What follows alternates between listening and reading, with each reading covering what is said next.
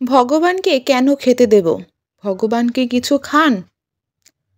প্রকৃতপক্ষে ভগবান কিছুই খান না।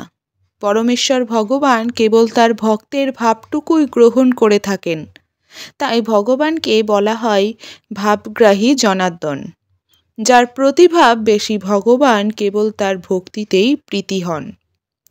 তাকে খাবার দাবার দিয়ে সন্তুষ্ট করা যায় না। তার জন্য প্রয়োজন একান্তিক ভক্তি। ভক্তির দ্বারাই কেবল ভগবানকে সন্তুষ্ট করা যায়।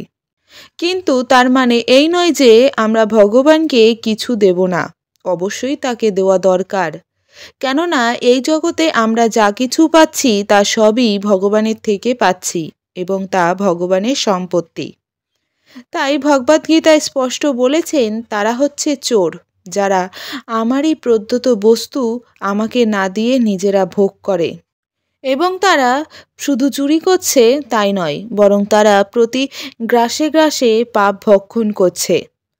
ভগবান কখনোই চান না যে আমরা এইভাবে প্রতিনিয়ত পাপ করে নরকে নিক্ষিপ্ত হই।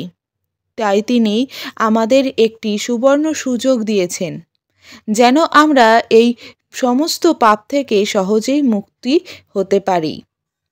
আমরা যদি আমাদের প্রতিদিনের আহার্য ভগবানকে নিবেদন করে তা প্রসাদ রূপে গ্রহণ করি, তবে আমাদের আর পাপভাগী হতে হবে না।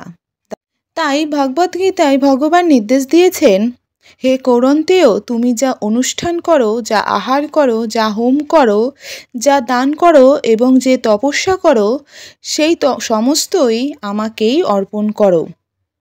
এটা তিনি কেন বলেছেন? তার উদরপূর্তির জন্য?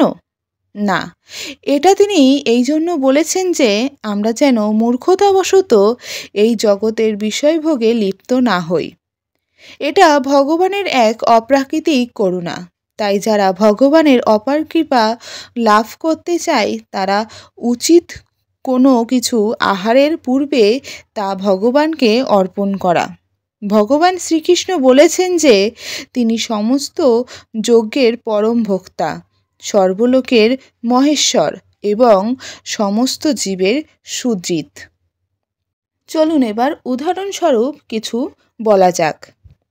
একজন পিতা তার সন্তানকে 20 টাকা দিয়ে বললেন, বাছা, দোকান থেকে চকলেট কিনে খেও। সন্তান চকলেট কিনে বাড়িতে পিতার হাতে এক টুকরো ভেঙে দিলেন।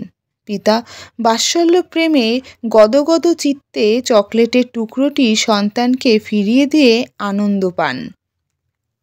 এখানে সন্তান পিতারই দেওয়া টাকায় কেনা চকলেট কিনেছিল এবং পিতাকে দিয়েছিল, তথাপি পিতার এত আনন্দ। ঠিক তেমনি আমরা এ জগতে যে সমস্ত জিনিস ভোগ করছি সেগুলি সবই ভগবানের দেওয়া, যেমন অক্সিজেন, অগ্নি, জল, আহার সামগ্রী, ধান, গম, ডাল, শাকসবজি, ফল, সমস্ত কিছু। তাই ভগবানের দেওয়া বস্তু ভগবানকে নিবেদন করলে তিনি আমাদের প্রতি প্রীত হন। হরে কৃষ্ণ, রাধে রাধে, জয় গোপাল, শ্রী গুরু জয়।